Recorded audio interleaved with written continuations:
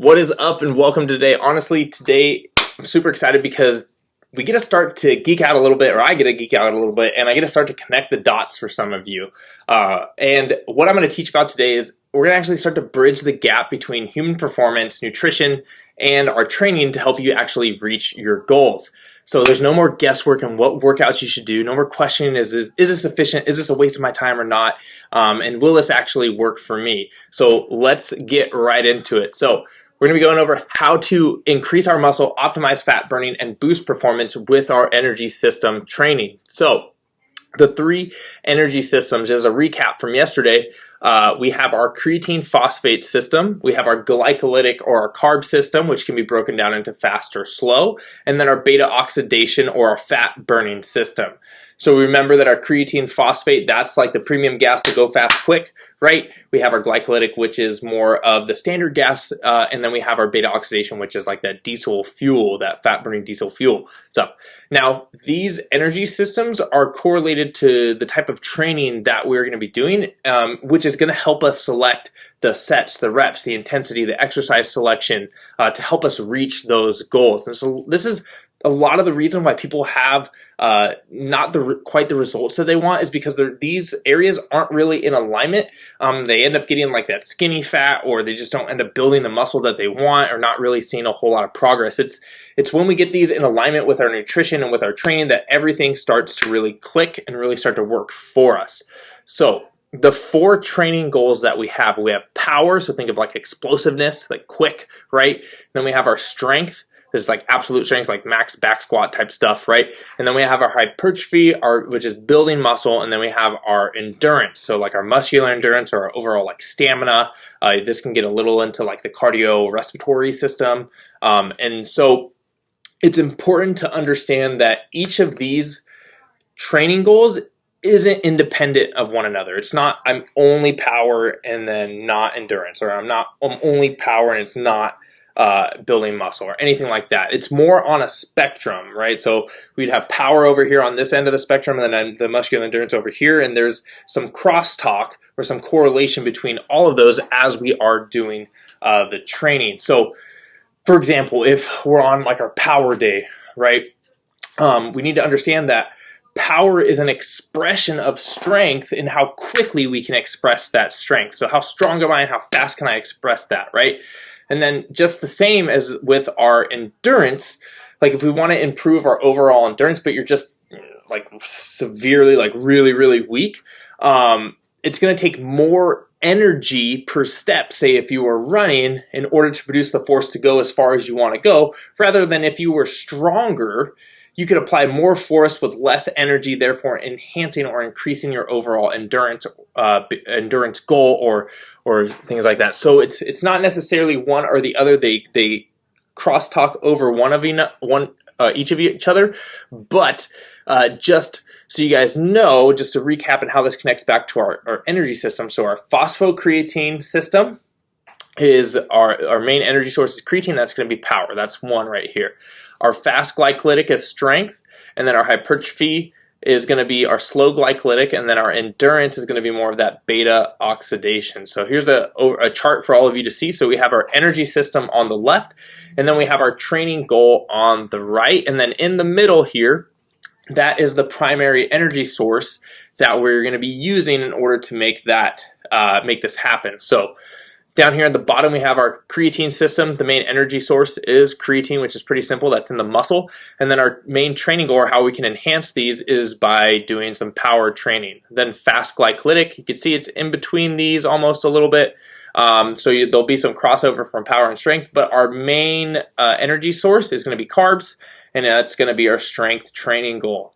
Slow glycolysis, that is going to be about in between carbs and fat, because there's a little bit of a mix of both.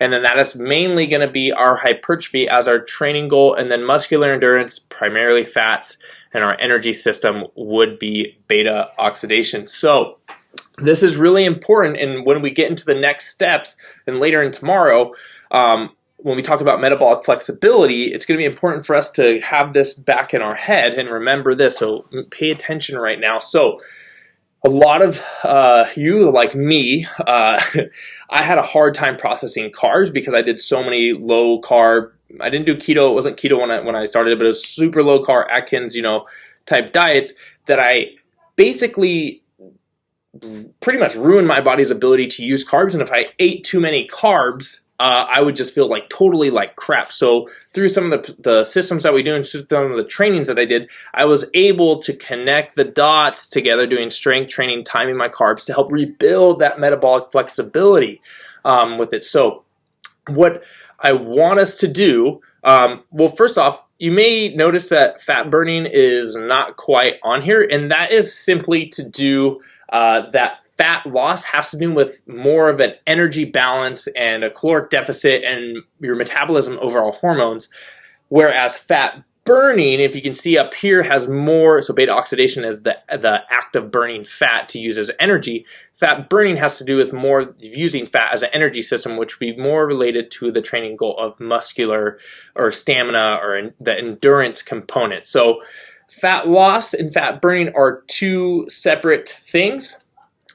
Think of it this way. It's kind of like if you had a team of like demolition guys and they were like breaking down a house, but every night you kept stacking a new story on top of the house. They would never end up finishing their job because there would be always something more for them to do. So the fat burning, think of the ability to burn fat. That's like your demolition team. That's them breaking it down. We can enhance our body's ability, get that team better and stronger to break down and demo the building better. But if you're going to achieve the goal of fat loss, we need to stop stacking more and more and more stories to allow them to actually finish the complete demolition or just destruction of the building to achieve that fat loss. So that is the difference. That's why a training goal isn't necessarily fat loss in here. So what I want us to do now is one, complete the workout of the day if you haven't already. But two, going back to what I was saying earlier, is I want you to start to use a food, it says tracing, but tracking app like MyFitnessPal to track all the foods that you are eating in order to prepare us for tomorrow's lesson, where we're going to evaluate, if the foods you're eating are right for the type of if what we're eating is the right type of food for what we're doing based on our training. So you can look back at the different workouts that we have, the hypertrophy, power, endurance, strength, Metcon, and we can start to see, am I really eating the right way based on the type of training that I'm doing, based on the type of goal that I want. Now, we break this down way, way more into how our metabolism works with the type of training and the stuff that we go. But if you really want to start to get these systems and strategies that I've done to breaking down all of this in a simple, easy plan, because I know that when you have a job and kids and all this stuff, like you can't follow just a crazy, rigid, strict diet with zero flexibility in it. So that's why if you really want all these dietary guidelines, the plans, the things literally done for you around the hormone health, around how to improve your metabolism, around what to buy, when to eat it, all that stuff, all the list taken for you so you can literally plug and play into your own life, that's all included inside the group and inside the program. So click the link below.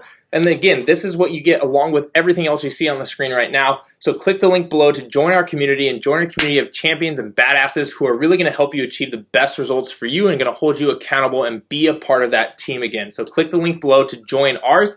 Other than that, in the video below this, in the section below this, what I want you to do is there is an actual link to download the MyFitnessPal app if you don't have it already, and a full-on guide and tutorial if you've never done it before, so that way you can start figuring out how many calories you're eating, what type of food you're eating. Again, this is all going to be a setup and part of the connecting the dots to everything that we're doing in tomorrow's lesson. So get that workout in, track your apps, and if you want to join, click the link below and let's get started. All right, peace.